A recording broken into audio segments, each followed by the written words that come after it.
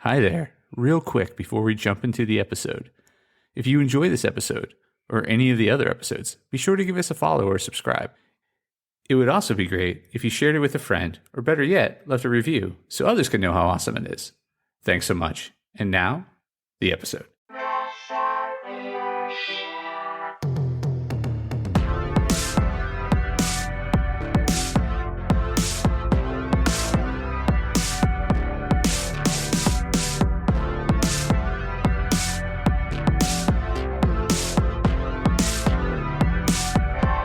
Hey there, Press Starters, and welcome to the Press Start Leadership Podcast, the podcast about game-changing leadership, teaching you how to get the most out of your product and development team and become the leader you were meant to be. Leadership coaching and training for the international game industry professional. Now, let me introduce you to your host, the man, the myth, the legend, Christopher Mifsud. Hey there, Press Starters, and welcome back to another awesome edition of the Press Start Leadership Podcast. On this week's episode, I'll be discussing the awesome guide to giving constructive feedback. Giving constructive feedback, how to be kind and get what you want. Constructive feedback is defined as feedback around an individual's performance that helps achieve a positive outcome by building the skills and behaviors that person needs to be successful.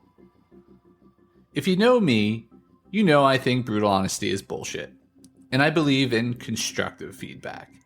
In the past, I've talked a lot about why giving constructive feedback is important, and that it's crucial to not be negative or overly critical of your employees. Today, we're going to talk about how. Here are 10 tips on giving constructive feedback. 1. Have a purpose. Have a purpose beyond telling someone they did something wrong. In other words, make sure it's more than a feeling you have. If you're planning on starting the conversation with, "I feel like," it's time to go back to the drawing board. Instead, make sure your feedback contains something objective, measurable, and most importantly, actionable. Number 2. Make sure it contains something of value. Often, this is the difference between feedback and criticism. If you're not adding something of value to the conversation, aren't you just telling someone what they did wrong? Create an opportunity for learning, growth, and/or action. That is why it's called constructive criticism. You should be able to build something from it. Number 3, do it privately. Find a private place to have your conversation. Don't give an individual in-depth feedback in front of others.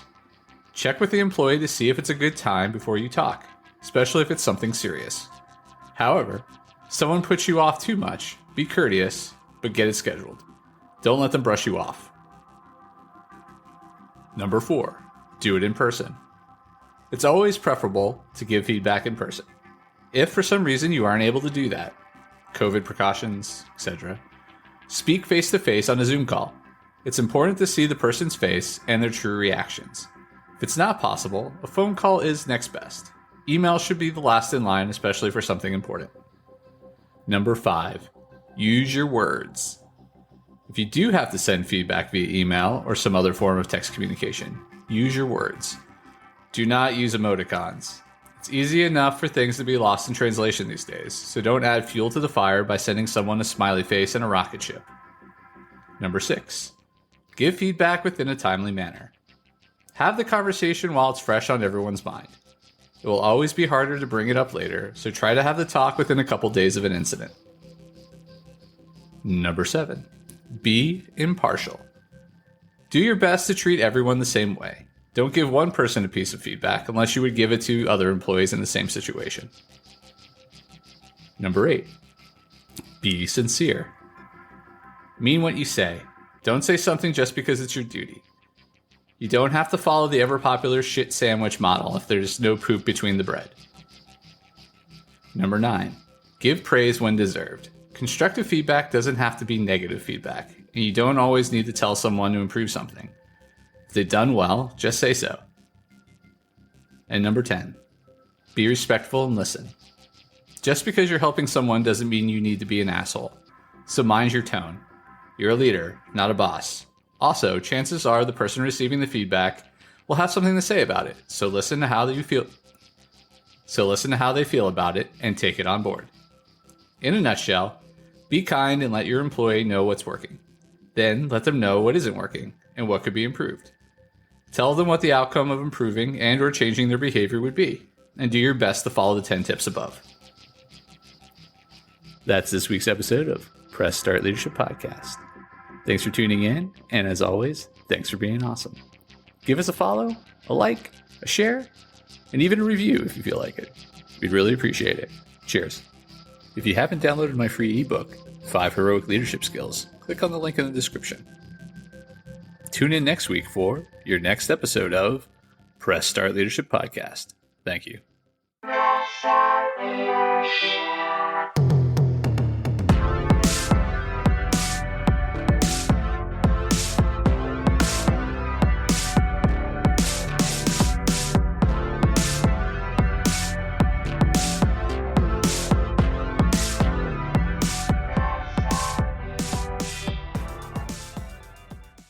Oh, hi there.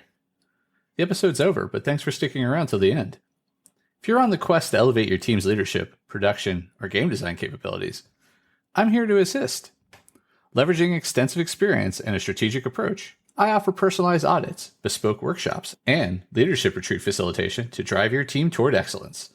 My commitment is to provide efficient, reliable, and proven support, ensuring you have the tools and insights needed to thrive.